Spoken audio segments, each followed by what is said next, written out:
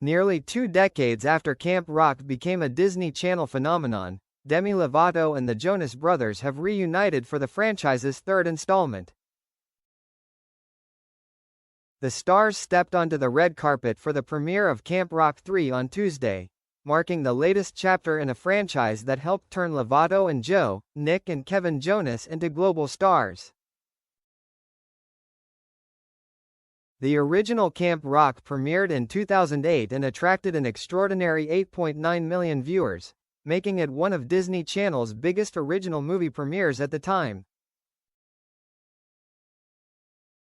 Lovato and the Jonas Brothers are now executive producers on the third film, which sees Camp Rock reopen as a new generation of performers compete for the chance to become the opening act for Connect 3, the fictional band played by the Jonas Brothers.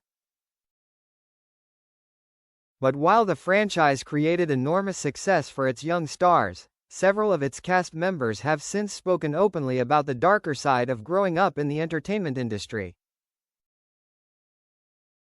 Demi Lovato's battle behind the Disney spotlight. Lovato rose to fame as Michi Torres in the first two Camp Rock films and became a major recording artist, with the soundtrack song This Is Me reaching the U.S. Billboard Hot 100.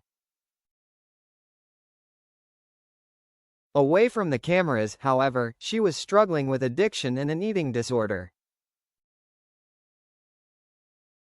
Lovato has previously spoken about beginning to use cocaine around the time she was filming Camp Rock 2, eventually entering treatment for a range of problems including bulimia, self-harm and substance addiction. Her struggles culminated in a 2018 overdose that left her seriously ill and resulted in a prolonged recovery. The singer has since spoken extensively about sobriety, mental health and learning to step away from the pursuit of perfection. Today, Lovato is in a very different chapter of her life.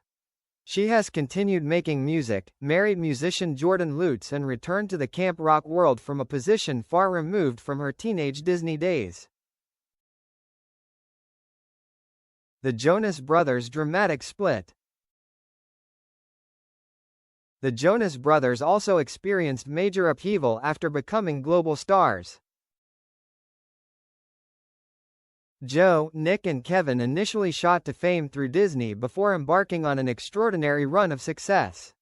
But in 2013, the brothers announced that they were splitting professionally, with each pursuing separate projects. Joe later acknowledged that the way they communicated with one another had become unhealthy and that the group had been continuing without the same passion. Their relationship eventually recovered, and the brothers reunited in 2019, returning with new music and tours.